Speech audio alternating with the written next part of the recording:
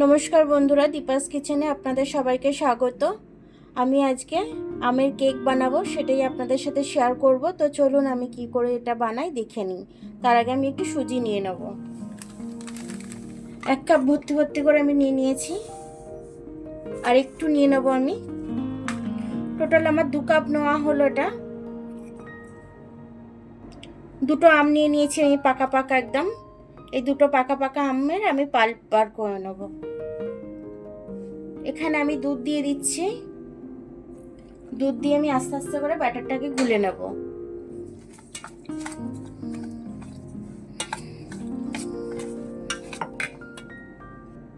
সুজিটাকে আমি একটু জল সোপ করতে দেবো, দুধটা টেনে নিক পুরোটা। সুজিটা আমি চাপা দিয়ে সরিয়ে দিচ্ছি। আমি আমের পাল্পটা বের করে নিয়েছি, মিক্সির জারে দিয়ে দিচ্ছি। 1 কাপ চিনি দিয়ে দিচ্ছি। সুজি যেহেতু আমি 2 কাপ নিয়েছি, আপনারা যেরকম মিষ্টি খাবেন সেই আন্দাজে একটু মিষ্টি দিয়ে নেবেন। আমি 1.5 কাপ অনুযায়ী একটু দিয়ে দিলাম, আমটাও মিষ্টি আছে সে কারণে। এবার আমি ঢাকনাটা খুলে দেখে নেব। দুধটা পুরোটাই টেনে নিয়েছে, সুজিটা একদম শুকনো হয়ে গেছে। এবার আমি আমের পাল্পটা আর চিনিটা গুঁড়ো করে রেখেছিলাম সেটা দিয়ে দেবো। যতটা লাগে আমি ঠিক ততটাই দেব, খুব বেশি একটা দেব না। আমি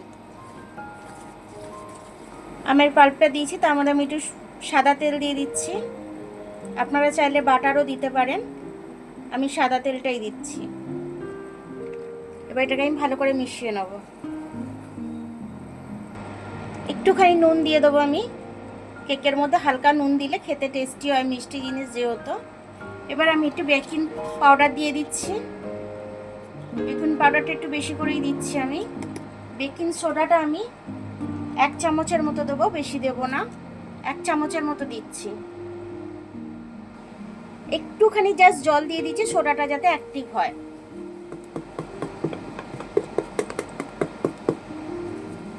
একই ডাইরেকশনে এটা ঘুরিয়ে নিতে হবে। যত আমি এটাকে ফাটাবো তত এটা আমার ফোলা ফোলা জালি ভাব হবে।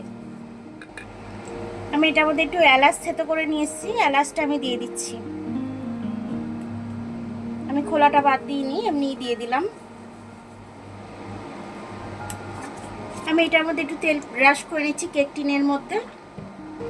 ব্রাশ দিয়ে ভালো করে আমি কেক টিনটাকে অয়েল করে নিয়েছি।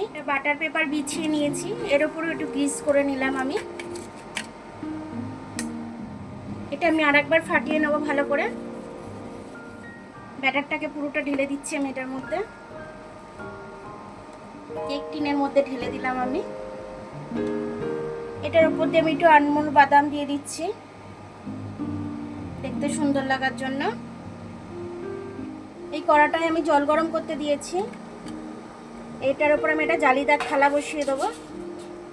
কেকটাকে আমি বেক হতে দেবো এটার মধ্যে।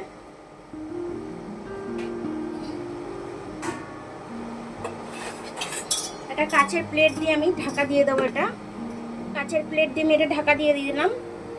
এবার আমি এই ফুটোটাকে বন্ধ করে দেবো। একটা কাগজের টুকরো নিয়েছি, এটা দিয়ে আমি এই ছিদ্রটাকে বন্ধ করে দেবো। ঘড়ি ধরে 15 মিনিট আমি এটা হতে দেব। আর এর মধ্যে দেখবেন কাচের প্লেটটার মধ্যে যেন কোনো ছিদ্র না থাকে, ছিদ্র থাকলে কাগজ দিয়ে বন্ধ করে দেবেন। এবার আমি ঢাকনাটা খুলে একটু দেখে নেব।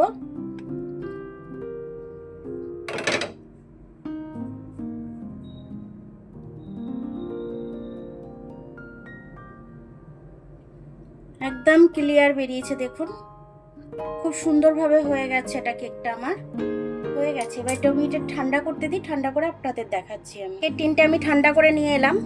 এবার আমি একটু 4 সাইডটা ছাড়িয়ে নেবো কেকের। দেখুন আমি এবার কেকটাকে কেটে দেখাচ্ছি আপনাদেরকে।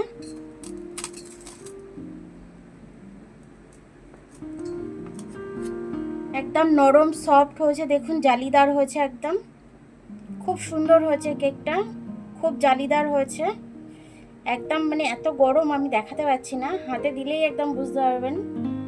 এইভাবে পুরো মানে কেকটা আমার হাতে লেগে যাচ্ছে এরকম ব্যাপার। কেকটা একদম দেখুন আমি কাছ থেকে দেখাচ্ছি, একদম জালি জালি ভাব একদম।